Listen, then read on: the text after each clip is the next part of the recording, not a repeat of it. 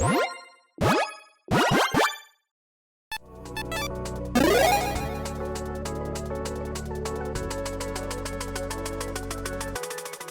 everyone, Mitch coming in from the Commander Score Studio. Welcome to the show. So, 2022 is finally coming to a close. Just a few days left in it, actually. And I'm pretty sure we don't have any other cards coming out this year, but you never know with Wizards. But yeah, today we're going to be going through the most popular commanders of 2022. Again, assuming, and it's kind of jokingly, that we're not getting another one in the next couple days. We probably won't, but yeah. Anyways, on this episode, I'm going to take you through the sets of this year. There are a ton of them, and the most popular commanders of those sets, and, you know, with the sets that had commander precons as well, the most popular commander from that. So basically, yeah, what the most popular commander of each set was, because it's kind of hard to compare, you know, the commanders that just came out recently to ones that came out at the beginning of the year and be like, yeah, the ones at the beginning of the year had more decks. No, really. So a big thank you for EDH Rec existing, because EDH Rec, yeah, is a great resource and a way to see what the most popular commanders are. So without further ado, let's jump into it.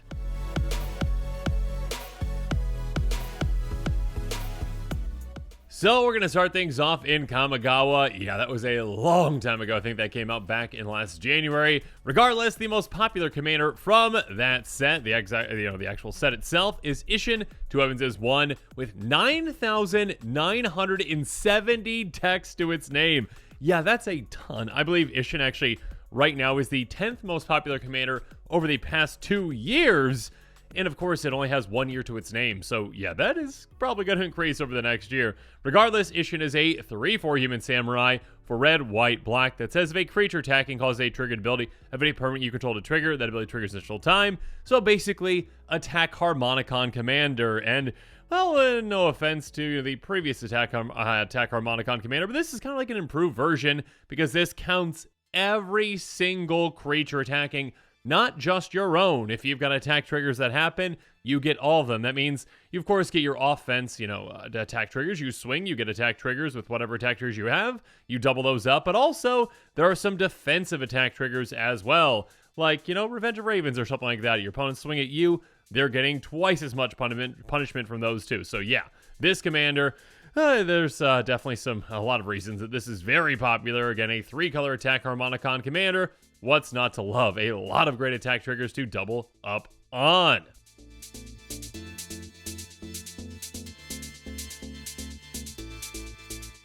Next up from Kamagawa as well, but this time the Kamagawa precons, we've got Go-Shintai of Life's Origin, coming in at 8,879 decks to its name.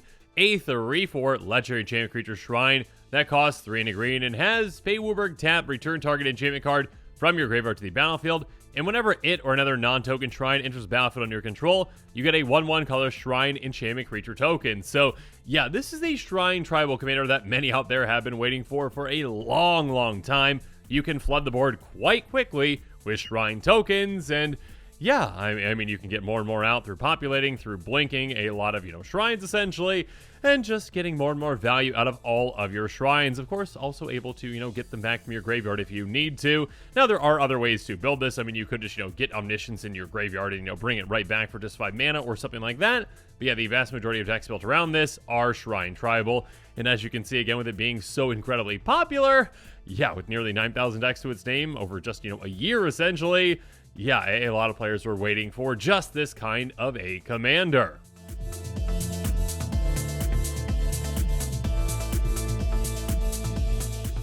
But now it's time for us to move on to Streets of New Capenna. And at that main set, we've got Giada, Font of Hope, a 2/2 angel that costs 1 and a white, that has flying and vigilance, says each other angel you control enters the battlefield, additional counter on it for each angel you already control, and it can also tap to add white, so it's only mana to cast an angel spell.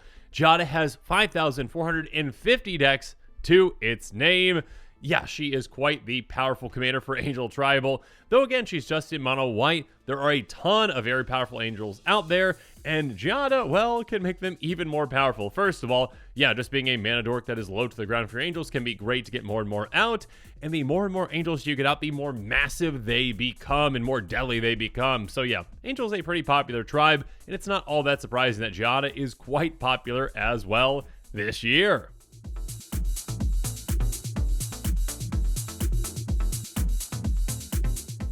Next up, moving on to the Streets of New Capenna Commander decks, we've got Henzi Toolbox Torre with 4,785 decks to its name, a 3/3 double rogue that costs black, red, green, and it says, each creature spell you cast with mana value 4 or greater has Blitz. The Blitz cost is equal to its mana cost, and again, Blitz means that you can choose to cast it for its Blitz cost. If you do, it gains haste, and when this creature dies, draw a card, sacrifice to begin the next end step, and Blitz cost you pay costs 1 less for each time you cast your commander from the command zone this game. So yeah, Henzi actively benefits you for Henzi, well, you know, getting taken care of and having to be recast, because the more times that you recast Henzi, the more blitz reduction you have for your creatures, and that can lead to some very broken plays. And yeah, Henzi is a great aristocrat style commander when they give you a lot of value with that blitz, and yeah, just a commander that many players out there are very excited about, clearly.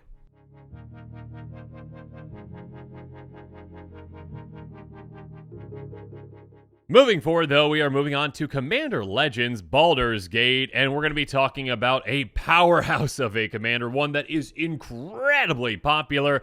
Probably, I mean, date-wise, you know, the most popular commander out of the entire year. You know, the amount of days and the amount of decks it has. Yeah, my gut just says that. We'll go through the math later, maybe. Anyways, 9,080 decks to its name. Myram Sentinel Worm, a 6/6 Dragon Spirit that costs 3 green, blue, red with flying in Ward 2. Miriam says, whenever another non-token dragon enters battlefield under your control, create a token that's a copy of it, except the token isn't legendary if that dragon is legendary. I should mention that actually, and I probably should mention this before, the number that you're seeing on the screen is just the actual number of decks that are built around it. Of course, this commander and the other commanders also see plenty 99 of decks, especially this one with Dragon Tribal. That's not counted in that number. So yeah, the amount of decks that this is in is absolutely insane. When you say that basically this is a must-have, not a must-have, I should say, but a fantastic card in Dragon Tribal decks. And of course, an incredibly powerful Dragon Tribal commander itself. Yeah, this did not need the Ward 2. This copies every single one of your non-token dragons, and that includes your legendary dragons, making those tokens non-legendary. So yeah, you can of course clone those for even more non-legendary versions of that powerful dragon. There are some broken things you can do with this. There's plenty of powerful things you can do with it. And again, an incredibly popular commander for an incredibly popular tribe.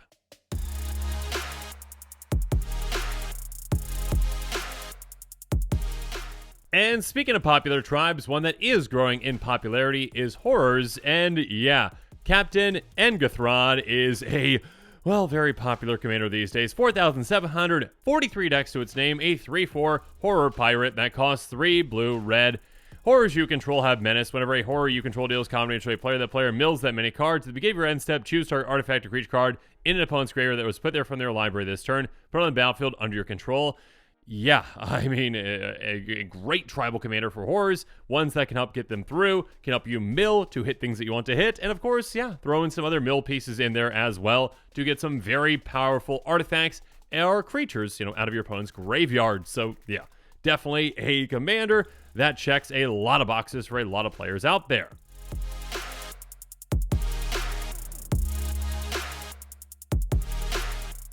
Moving on to Dominaria United, and my goodness, Joe the Unifier has taken off since it got spoiled. 5,773 decks to its name, a 5/5 human wizard for Wooburg that says, legendary creatures you control get +X for the number of legendary creatures you control. On top of that, as if it needed more, whenever you cast a legendary spell from your hand, exile cards to the top of your library until you exile a legendary non-land card with lesser mana value. You may cast that card without paying its mana cost, but the rest bottom of your library in a random order. So this is a 5-color legendary tribal matters commander that pumps your entire team a ton, and on top of that is basically free legendary cascade. So yeah, a lot of players out there love legendary tribal, and this is a very powerful commander for that. So yeah, there's a reason why it already has so many decks.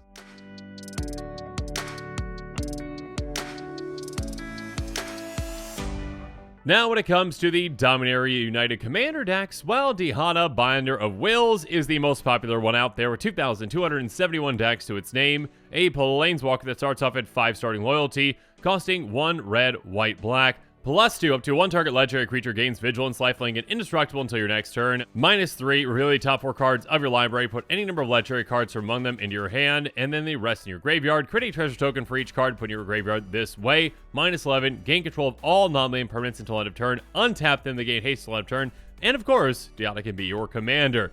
Yeah, another legendary tribal matters commander, but one that goes about in a different way, making your legendary creatures more deadly, or just giving you a ton of value. Again, either getting you a ton of legendary cards off your deck, or just making you a ton of treasure tokens, or a combination of both, essentially. And yeah, a very deadly ultimate, allowing you to essentially just win on the spot in a lot of circumstances. So yeah, Giada can definitely pack a punch.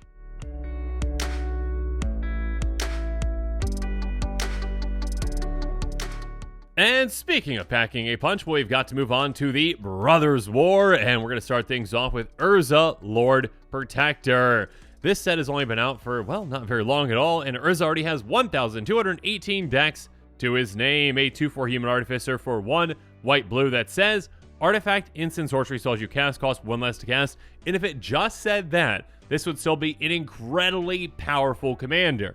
But there is more. Pay 7 if you both own and control Urza and an artifact named the Mightstone Weakstone. Exile them and meld them together to become Urza Planeswalker, which starts off at 7 starting loyalty and has a lot of text. So here we go. Once during each of your turns, you may activate additional loyalty ability of Urza Planeswalker. +2, artifact and sorcery spells you cast this turn cost 2 less to cast, you gain 2 life. +1, draw 2 cards, discard a card. 0, get 2 1/1 color soldier artifact creature tokens. -3, exile target non-land permanent. -10, artifacts and planeswalkers you control gain indestructible on of turn. Destroy all non-land permanents. Yeah, I mean, again, Urza, the front side is already incredibly powerful. You flip to the back side, it's going to be game over very quickly. A very powerful and very unique commander.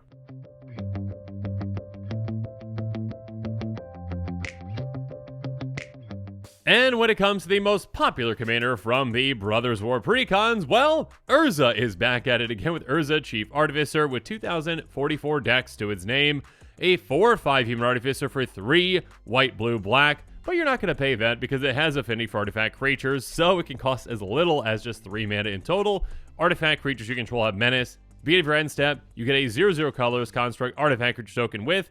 This creature gets ++1 for each artifact you control. So yeah, this Urza, well, it can be pretty hard to deal with because you can keep getting it back for very cheap. Your artifact creatures get additional buffs, and you can keep making artifact creatures that are going to become more and more massive based on the number of artifacts you have. So, yeah, you can make an army that can be quite deadly with this one.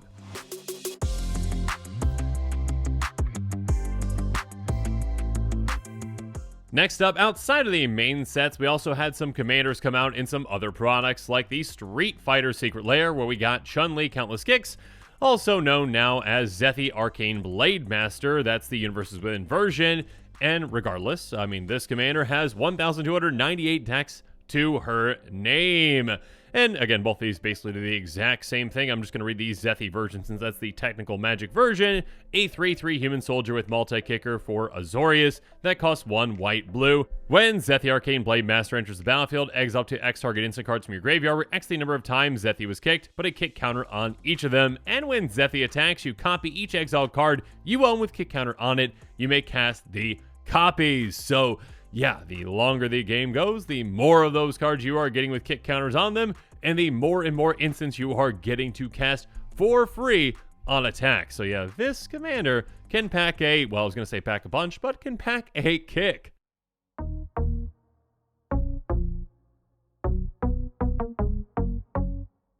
Next up, with the very popular Warhammer 40k precons, we've got Garrison Starn Keller Morph at 2,974 decks. Yeah, that's a ton for it not coming out all that long ago. A 3/2 Tyranid Human that costs 1 blue-red and has Ward 2, and has 3 auto stubs. Whenever another source you control deals exactly 1 damage to a permanent or player, Garrison Starn Keller Morph deals 2 damage to that permanent or player. This is basically ping tribal. This is Tim Tribal. This is, hey, hit something for 1 damage and I will triple it, essentially. And yeah, maybe throw in some keywords as well to, maybe give me Death Touch, Lifelink. Yeah, this commander is very unique, very interesting, and can really, really hit hard as the game keeps going.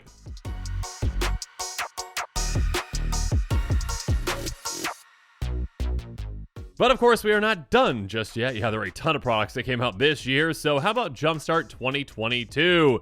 A very recent product, and from there we've got Kibo, Uktabi Prince at 906 decks, a 2/2 Monkey Noble that costs 2 and a green. Tap, each player creates a colorless artifact token named Banana. With tap, sacrifices artifact, add red or green, you gain 2 life. Whenever an artifact an opponent controls is put in a grave from the battlefield, you get a counter on each creature control that's an Ape or Monkey. Whenever Kibo attacks, defending player sacrifices an artifact. So in a way, somewhat group huggy, being able to give all your opponents some bananas, but when they utilize those, well, you're going to pump your team. And of course, if Kibo starts attacking, you can start taking out artifacts. So yeah, this commander has a lot of potential for a lot of different directions.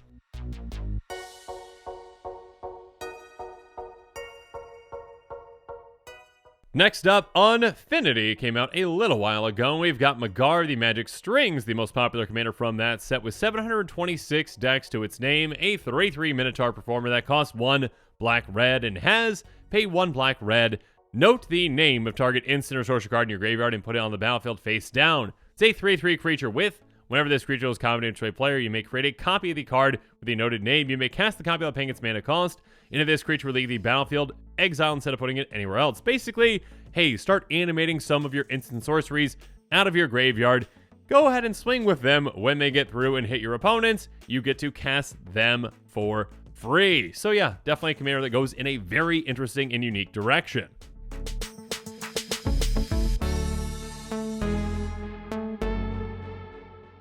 And finally, yeah, many of you out there might have forgotten about this product. I did as well, actually. But yeah, Transformers was another product that came out. And from there, we got Optimus Prime Hero with 500 decks to its name. A 4/8 legendary artifact creature robot that costs 3 blue, red, white.